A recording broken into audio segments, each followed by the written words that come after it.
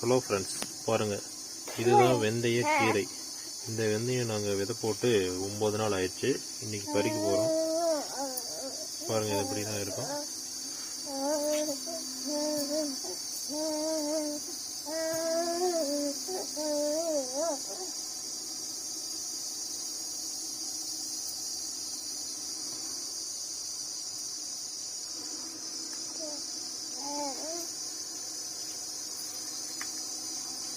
இதை பறித்து நம்ம சாம்பார்லேயும் போட்டு சாப்பிட்டுக்கலாம், சட்னியும் செஞ்சு சாப்பிட்லாம்.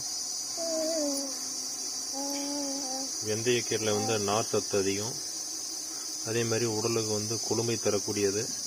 இதை வாரம் ஒரு முறை நம்ம சேர்த்துக்கிட்டோம்னா உடலுக்கு நல்லது.